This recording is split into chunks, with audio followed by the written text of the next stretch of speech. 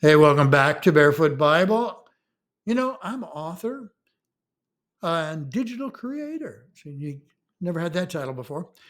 David Wright. And, today we're going to focus on Earth is ripe for the harvest, discussing verses 11 through 15 of Revelation chapter 14. So let's jump in.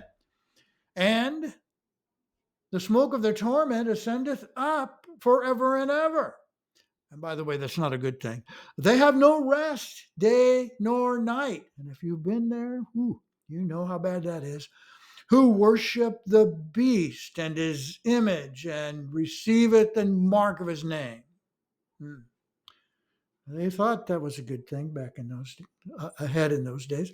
Two of the phrases in that verse clearly state the concept, quote, torment ascendeth up forever.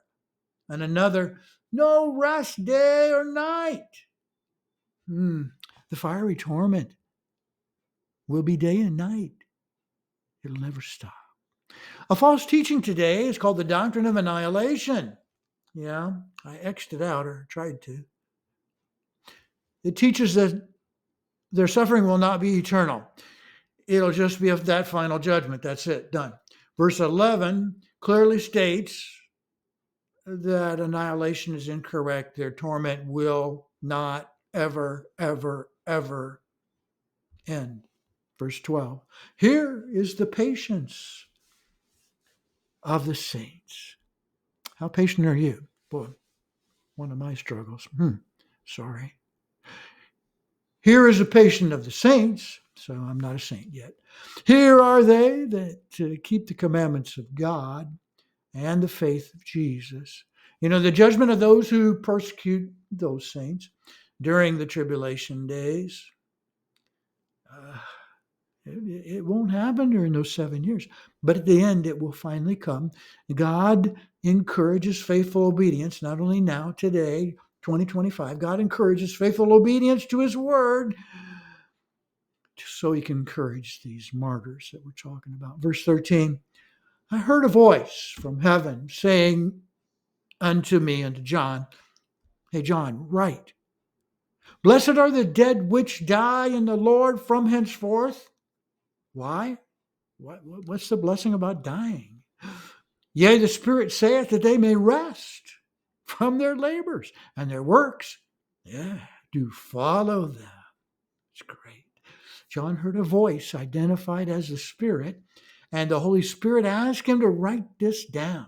Encourage those who are going to be martyred during that time for their faith, and promise them rest from their labors. God also promises reward. Quote, their works, they're going to follow them. What a contrast to the future for those who reject Jesus, embrace the Antichrist. Their works will also follow them, and they'll discover no rest from their suffering. And I know we think it kind of makes God a bad guy, but it doesn't. He's a good guy. He's an honest guy. He keeps his word. There'll be no rest because he promised. Revelation 14:11. Well, continuing. I looked, behold, a white cloud. And upon the cloud, and I don't know how you pull this off, upon the cloud one sat,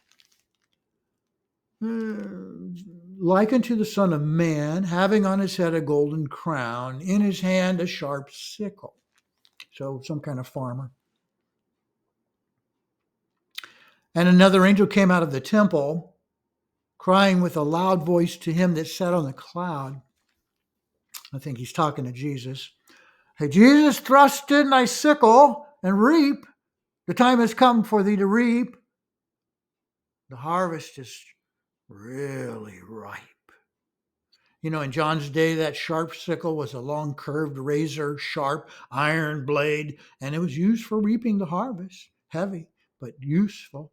And Jesus used that blade in an illustration in one of his parables. Look it up, Matthew 13:39. Wow. A prophecy from the book of Joel is fulfilled by this verse. Quote, put ye in the sickle. The harvest is ripe. Get you down. The press is full. The vats overflow. Their wickedness is great. multitudes in the valley of decision. The day of the Lord is near in the valley of decision. Joel 3. Throughout the Old Testament, wow, Revelation fulfills one Old Testament prophecy after another, and that helps us understand what's going on. Verse 16, he that sat on that cloud didn't fall through, thrust in his sickle on the earth, and the earth was reaped. Yeah. The earth will be reaped in this harvest of judgment. It's probably one of the last things to ever happen on the earth. In verses 17 to 20, well, no, Jesus is going to have his kingdom on that earth. Yeah. We'll call it the 1,000-year kingdom. Verses 17 to 20 next week will describe a second harvest. Much better harvest. We will study about that next one and look forward to it. So tune in next Thursday. And that one's titled The Winepress of the Wrath of God. We're going to study verses 17 to 21 and invite you to share your questions or comments about what we talked about today.